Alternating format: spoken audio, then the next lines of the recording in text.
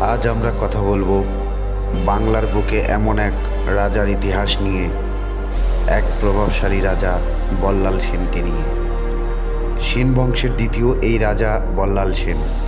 তিনি ছিলেন সেন রাজবংশের প্রতিষ্ঠাতা বিজয় সেনের পুত্র।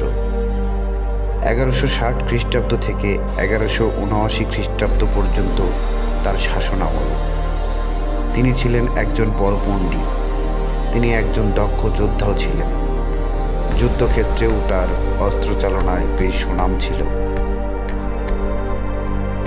পাশাপাশি তার রচিত দান সাগর এবং অদ্ভুত সাগর গ্রন্থ তখন ইতিহাসে দলিল পরিচিত পায়। বগুড়ার শেরপুর এলাকাটি প্রাচীনকাল থেকেই বরেন্দ্র অঞ্চলের অন্তর্গত ছিল। বল্লাল সেনের সময় এই অঞ্চলটি সেন শাসনের অধীনে আসে। বগুড়া মহস্থানগড়ের পতনের পর সেন রাজারা এই অঞ্চলে হিন্দু ধর্মের পুনর্জাগরণ ঘটান। বল্লাল সেনের সবচেয়ে আলোচিত এবং বিতর্কিত কাজ হল কৌলন্য প্রথার প্রবর্তন। জীবনের শেষ ভাগে তার পুত্র লক্ষণ সেনের হাতে রাজ্যভার তুলে দেন তিনি। রাজা বল্লাল সেনের শাসন আমলে সে সময় তুর্কিস্তান থেকে ইসলাম প্রচারের একদল সঙ্গী নিয়ে এই অঞ্চলে আসেন হযরত শাহ তুরকান রহমতুল্লাহ। ইসলামের মূল ভিত্তি হলো 5টি স্তম্ভ।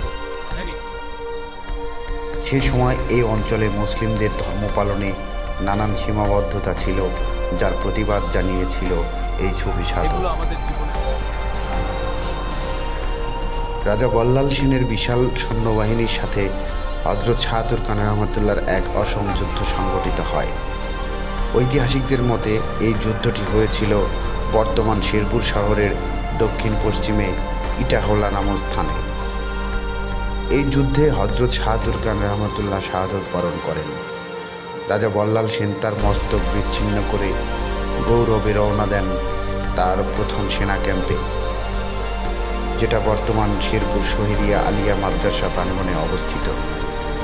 সেখানে পাশ দিয়ে বয়ে চলা করতোয়া নদীতে তার রক্তমাখা কাপড় চোপড় ও হাত ধুতে যান। এক সময় তার পোশাকে লুকিয়ে রাখা কবুতর আসমকা বের হয়ে উঠতে থাকে বর্তমান খোলাগাড়ি রাজবাড়ির দিকে। রানী রাজকন্যাকে আগে বলে এসেছেন, কবুতর ফিরে আসলে বুঝবে আমি যুদ্ধে নিহত হয়েছি। কবুতর ফিরে এসেছে, তাই রানী রাজকন্যাকে নিয়ে পুকুরে ঝাঁপ দিয়ে আত্মহত্যা করে। মূলত তিনি অত্যাচারী ধর্মপরায়ণ পাণ্ডিত্য ও সাহসী যোদ্ধা সবখানেই ছিলেন তার পাণ্ডিত্য, অধিক পাণ্ডিত্য।